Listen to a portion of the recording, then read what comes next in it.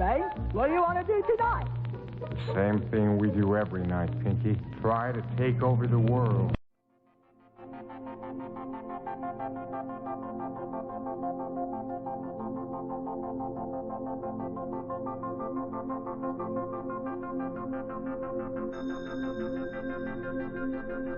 He said these words, chapter 12, the very end of it. It's called The Veil Removed. This is the ineffable secret, the ultimate illumination, the key to peace and power. You are God.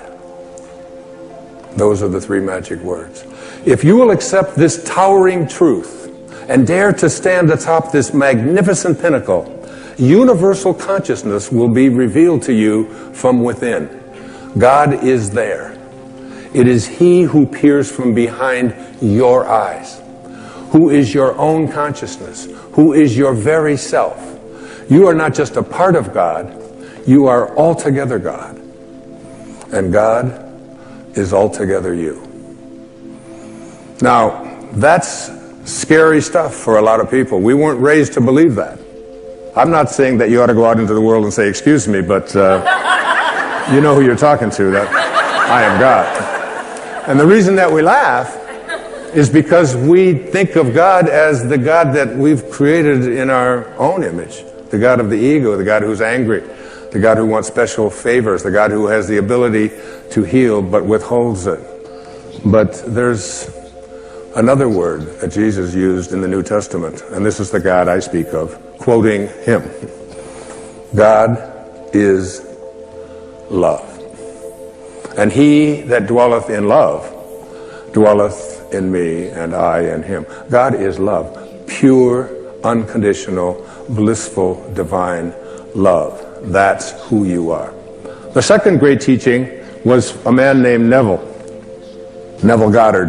Passed away in 1972. Lectured over in California, particularly in the 40s and 50s and 60s. I read his book, The Power of Awareness, 7 times. I gave it to each one of my children at Christmas a couple of years ago, and they called me up and they said, Dad, it's great, but I don't understand it. It's a little heavy. I said, well, then maybe it's part of my dharma to make it a little clearer.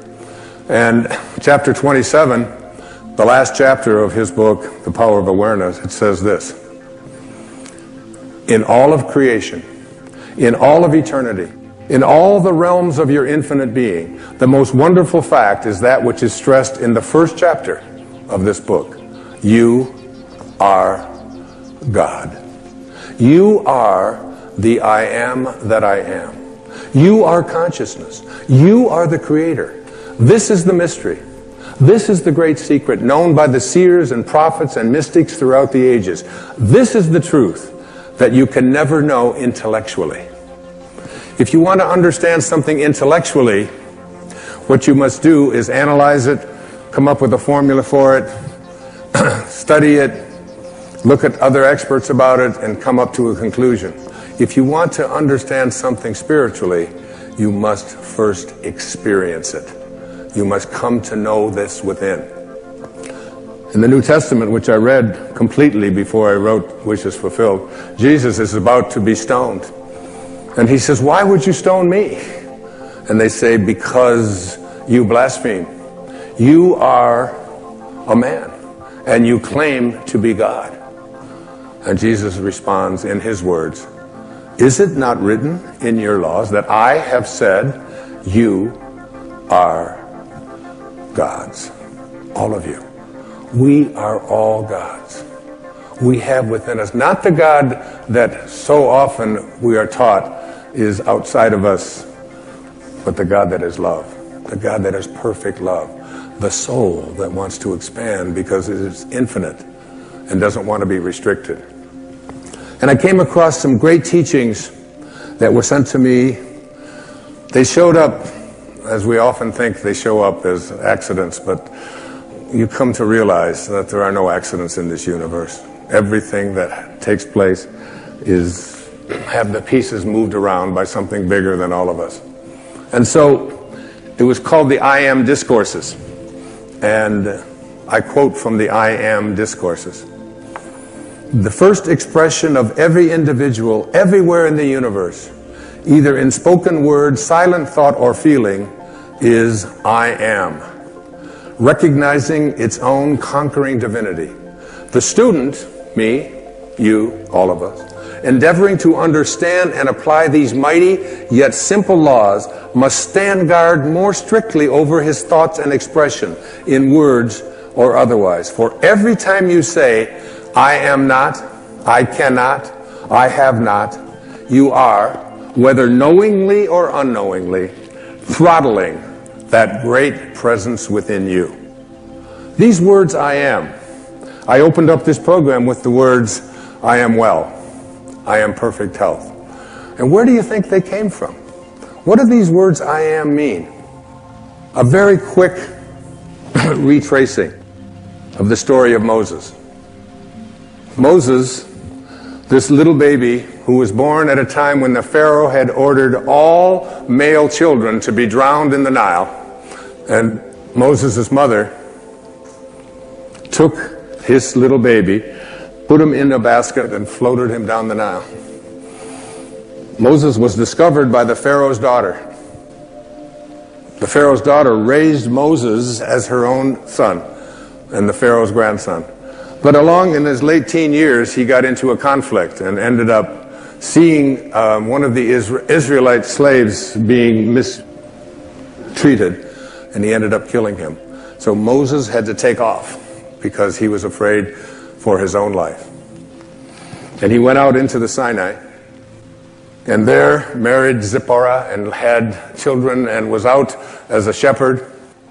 And as the Torah tells us, as it says in Exodus, he comes across a burning bush one day that is not being consumed.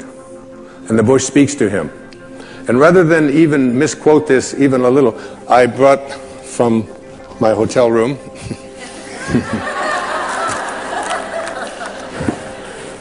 You wouldn't steal the Bible, would you, Wayne? No, I'll put it back.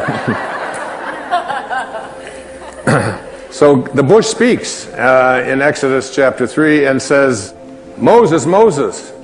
And the first words that Moses says to God are, Here I am. Then he said, Do not draw near here, this place. Take off your sandals and for your feet, for this place where you stand is holy ground. And God speaks to Moses and says, I want you to go to the Pharaoh and I want you to free your people. And Moses is going, wait, hold on here. Who am I? And who are you? Moses says to God, Who am I that I should go to the Pharaoh and that I should bring the children of Israel out of Egypt? So he said, I will certainly be with you, and this shall be a sign to you that I have sent you. When you have brought the people out of Egypt, you shall serve God on this mountain. Then Moses says to God, Indeed, when I come to the children of Israel, and I say to them, The God of your fathers has sent me to you, and they say to me, What is his name? What shall I say to them? And God says to Moses, I am that I am. And he said, Thus you shall say to the children of Israel, I am has sent me to you. This is my name forever, and this is my memorial to all generations. My name is I am that I am. Now, every single time that you use the words I am, you are citing the name of God right from the holiest books. And every time you say the words I am weak, I am poor, I am unlucky, I am unhappy, I am sick, I am unable to attract into my life what you want, you are desecrating the name of God. God did not say, I will be. My name is, I hope things work out well.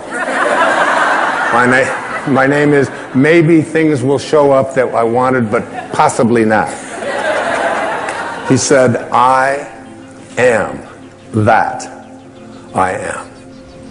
You must be conscious of how you use these words. I am. I am strong. I am well. I am content. Even if your senses tell you something different, I am. And as we move now into the meat of this program, you'll see that putting the words "I am" in front of something into your mind and imagination is a very powerful way to attract into your life, recognizing your own divinity. I am God is not blasphemy. It is your identity.